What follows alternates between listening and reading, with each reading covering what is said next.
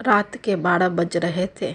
अंधेरी रात अपने चरम पर था और विधि की निगाहें घड़ी की सुइयों पर टिकी हुई थी कि तभी विधि विधि कहाँ हो तुम के आवाज़ के साथ विधि के चेहरे पर खौफ की एक लंबी लकीर खिंच जाती है। अपनी चादर से वो खुद को छुपाने की कोशिश करने लगती है कि तभी आलोक कमरे में दाखिल होता है। आलोक आधे नशे की हालत में अपना कोट काउच पर फेंक कर फिर से विधि को आवाज़ लगाता है। बेबी कहाँ हो तुम? आ भी जाओ अब। देखो मेरा मूड ख़राब मत करो। देखो कितनी रोमांटिक रात है। बारिश की धीमी आवाज़ मेरे तन बदन में आग लगा रही है और तुम हो कि मुझसे दूर भागने की कोशिश कर रही हो। अब आ भी जाओ मेरी बाहों में माय स्वीट हार्ट। ऐसा कहते हुए आलोक कमरे की मध्यम लाइट जला देता है और विधि की तरफ आगे बढ़ता है। विधि जो अब तक खुद को बचाने की कोशिश कर रही थी और इसलिए अपने सिर से पैर तक खुद को उस चादर में समेट लिया था कि तभी आलोक का स्पर्श उसके शरीर के सिहरन को बढ़ा देता है। पर यह सिहरन प्रेम का नहीं अपितु खौफ का था, जो उसकी आंखों से आंसू बनकर बह रही थी। वो दर्द से सुबक रही थी और आलोक का हवस रूपी प्रेम अपने चरम को पार कर रहा था। वो विधि के ऊपर डाले चादर को खींचने पर उतारू था और विधि अपनी पूरी ताकत के साथ उस चादर को अपने जिस्म पर लपेटना चाह रही थी ताकि आलोक के हवस की शिकार बनने से रुक जाए। पर यह संभव ही नहीं था क्योंकि आलोक 6 फुट का लंबा चौड़ा पाका जवान और विधि पतली दुबली कमसिन सी लड़की। आखिर आलोक उस चादर को खींचकर हवा में फेंक देता है और विधि को झपट कर अपने आगोश में बढ़कर बेतहाशा चूमने लगता है। पर विधि आलोक से दूर जाने की कोशिश करने लगती है, जिसे देखकर आलोक को गुस्सा आ जाता है और वो विधि को पहले तो मुक्के से मारता है, फिर उसको कानों को इतने ज़ोर से काटता है कि उसके कान से खून की धारा बहने लगती है। वो दर्द से छटपटा उठती है, पर फिर भी आलोक अपनी इच्छाओं को पूरा करने के लिए उसके कंधे, गले और होठों को काटे जा रहा था। फिर जिस्म के हर हिस्से को इस कदर काट रहा था मानो विधि इंसान नहीं कोई पुतला हो जिसे किसी दर्द का एहसास नहीं हो रहा हो। उसके हर छुअन से उसे बेतहाशा दर्द हो रहा था और उसके मुंह से दर्द भरी सिसकियां निकलने लगती है।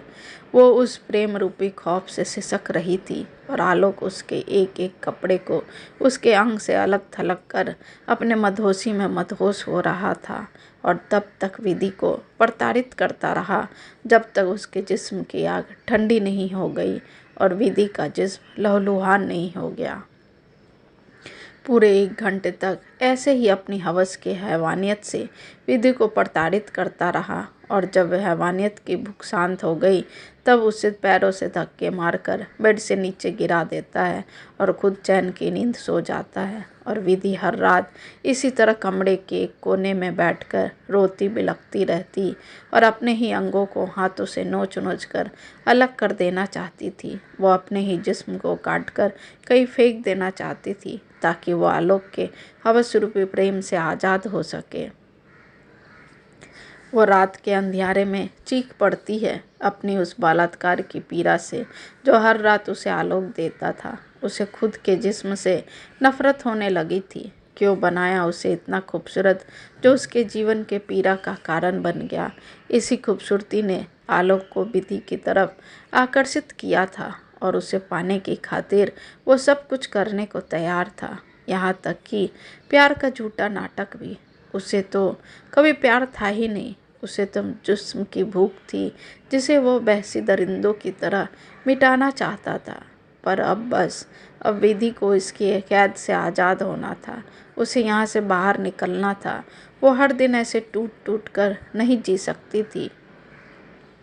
आलोक जो विधि को अपने झूठे प्यार के जाल में फंसाकर शहर से दूर किसी अनजान से गांव में इस वीरान से घर में कैद रखा था, वो भी इसलिए क्योंकि वो अपने अपमान का बदला ले सके ताकि विधि कहीं भी मुंह दिखाने के लायक नहीं रहे और उसकी ज़िंदगी बर्बाद हो जाए। दरअसल आलोक बदले की आग में जल रहा था और इसलिए वो किसी भी हद तक गिर सकता था। पहले तो उसने प्यार का झूठा नाटक रचाया ताकि विधि उसके झांसे में आ जाए, और हुआ भी कुछ ऐसा ही जिसे वो अपनी आंखों के सामने देखना तक पसंद नहीं करती थी। उसी के साथ पूरा जीवन बिताने का सपना देख लिया। आखिर उसकी आंखें धोखा खा ही गई और आलोक के झूठे प्रेम जाल में फंस ही गई।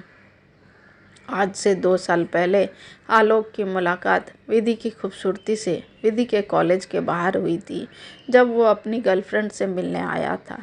विधि की पहली ही झलक में वो उसकी खूबसूरती का कायल हो गया, और ऐसा होना आलोक के लिए कोई नई बात नहीं थी।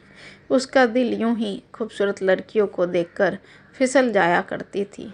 वो ऐसे भी हर दिन कॉलेज के बाहर लड़कियों पर अपनी बुरी नज़रें गड़ाने ही आया करता था, और कुछ लड़कियां उसके झूठे प्रेम जाल में फंस भी जाती थी। वो भी आलोक की रहीसी देखकर। वो बड़े बाप का बिगड़ा हुआ औलाद था। उसे ये भ्रम था कि पैसों के बल पर लड़कियां उसके इर्द गिर्द घूमती है और जिसे मर्जी अपने बिस्तर पर ले आएगा। यही भ्रम आलोक विधि के बारे में भी पाल रखा था, जबकि विधि मध्यम परिवार की समझदार सुलझी हुई लड़की थी, जिसे ऐसे लड़कों से दूर रहने में भलाई लगती थी। बार बार आलोक विधि को प्रपोज करता, पर हर बार विधि की नाह वाली खामोशी ही सुनने को मिलती थी। विधि के द्वारा ठुकराए जाने से उसके अंदर का पुरुषत्व अहंकार जाग चुका था।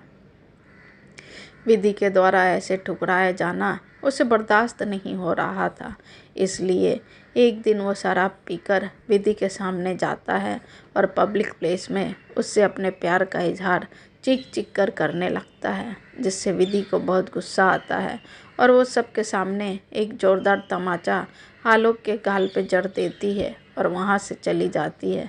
पर आलोक के गाल पर खींची विधि के हाथों के निशान उसके मर्दांगी पर सबसे बड़ा तमाचा था, जिसे वो भूल नहीं पा रहा था।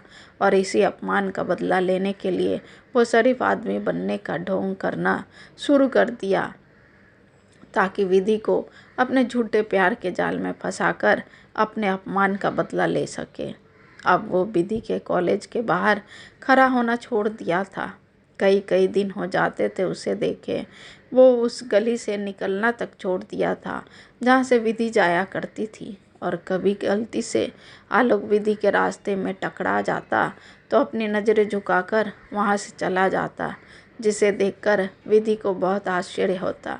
उसे विश्वास नहीं होता कि आलोक सच में बदल गया है, और इसी बदलाव को देखकर विधि के दिल में आलोक के प्यार की नाम की घंटी बजने लगी।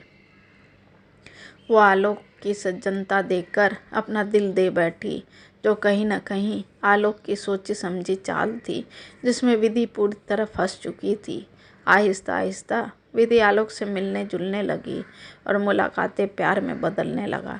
एक दिन विधि आलोक से अपने प्यार का इजहार करती है और जीवन भर साथ बिताने का फैसला सुनाती है, जिसे सुनकर आलोक मन ही मन शैतानी हंसी हंसते हुए कहता है, अब आएगा मज़ा विधि, जब तुम मेरा असली चेहरा देखोगी। कहीं का भी नहीं छोड़ूंगा तुम्हें, ये मेरा खुद से वादा है। क्या हुआ आलोक, क्या सोच रहे हो? बोलो ना, दोगे ना मेरा साथ जीवन भर इसी तरह? विधि आलोक के सोच में विघ्न डालते हुए कहती है, हाँ हाँ विधि, इस जन्म क्या 7 जन्मों तक इसी तरह तुम्हारा साथ दूंगा। फिर कहता है, मैं कल ही तुम्हारे मम्मी पापा से मिलने आऊँगा और शादी की बात करूँगा। नहीं आलोक, पापा नहीं मानेंगे। मुझे पता है वो लव मैरिज के बिल्कुल खिलाफ है। वो नहीं मानेंगे, और उन्हें पता चलेगा तो मुझे जिंदा ज़मीन में गाड़ देंगे और तुम्हें भी नहीं छोड़ेंगे। विधि उदास होते हुए कहती है, तो फिर चलो भाग चलते विधि, आलोक कहता है। पर कहाँ जाएंगे आलोक?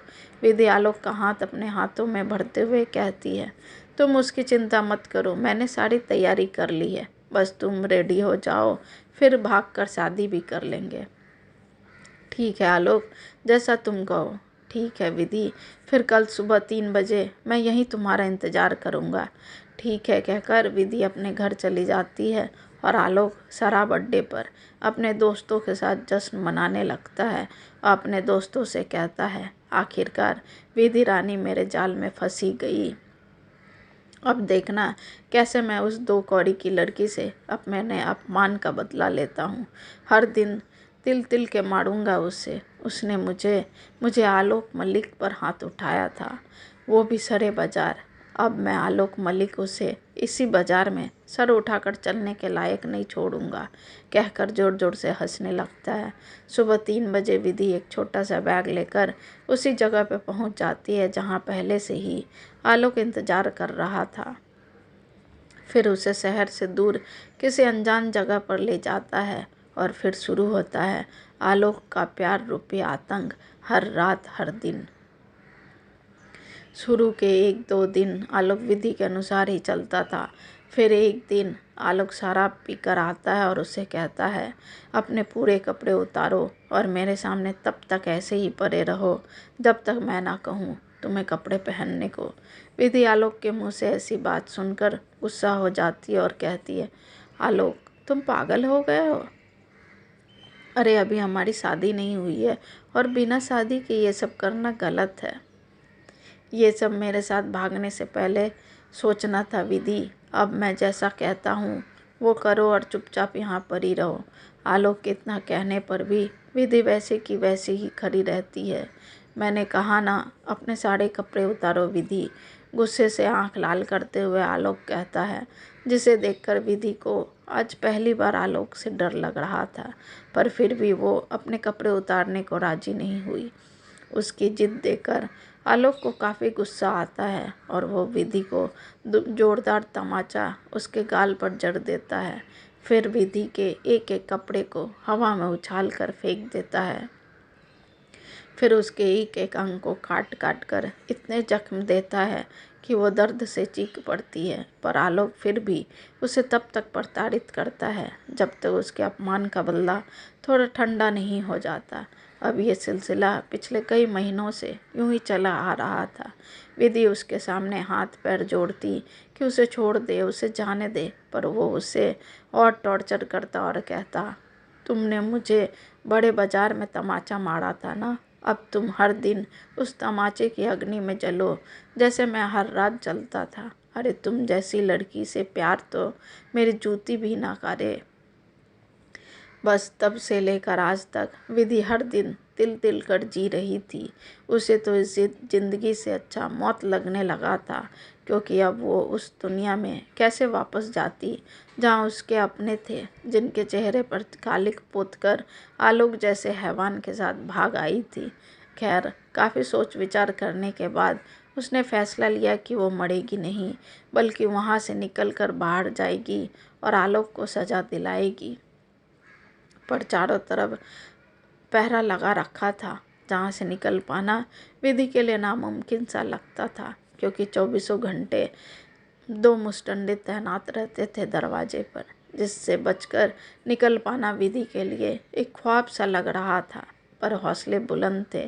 खैर, इसी विचार को अपनी मजबूती बनाकर हर रोज़ विधि वहाँ से निकलने का प्लान बनाने लगी।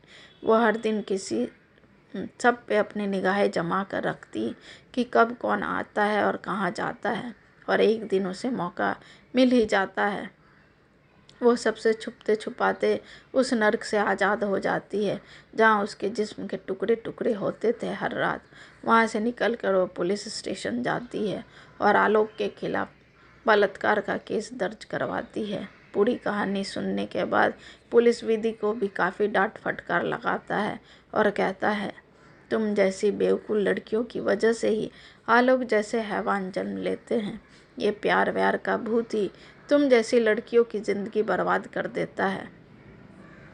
विधि पुलिस की डांट फटकार सुनकर बिल्कुल शांत थी, क्योंकि उसे पता था कि उसकी ही गलती है। वो बस उस इंसान को सज़ा दिलाना चाहती थी जिसने उसके जिस्म के साथ साथ आत्मा पर भी वार किया था। पुलिस विधि के माता पिता को फ़ोन करके तुरंत पुलिस स्टेशन आने को कहते हैं। विधि के माता पिता जल्दी अपने शहर से निकल जाते हैं और रात को पुलिस स्टेशन पहुंचते हैं, जहां विधि को देखकर विधि की मां बिलख पड़ती है। विधि भी अपनी नज़रें झुकाए बस अपने माता पिता के पैरों पर गिर जाती है और फूट फूट कर रो पड़ती है। माँ बाबा, मुझे माफ़ कर दीजिए, मुझसे बहुत बड़ी गलती हो गई है। विधि के पिता विधि से काफ़ी नाराज़ थे और उनकी नाराज़गी अब भी झलक रही थी उनके चेहरे से। पर जब पुलिस ने विधि के हालात के बारे में बताया तो उनके आंखों से आंसू की निर्झर धारा बह जाती है और अपनी बेटी को सीने से लगा लेते हैं। कुछ दिनों बाद पुलिस द्वारा आलोक के खिलाफ कार्रवाई होती है और विधि द्वारा कोर्ट में बलात्कार का केस दर्ज किया जाता है। कोर्ट सारे सबूत और बयान के मद्देनज़र आलोक को बलात्कार के आरोप में सज़ा सुनाती है और कारावास भेज देती है। आज विधि भले ही आज़ाद हो गई थी, पर जख्म और खौफ उसके अंदर अभी भी सांसें ले रहा था, जिसे भरने में कुछ वक्त तो ज़रूर लगेगा।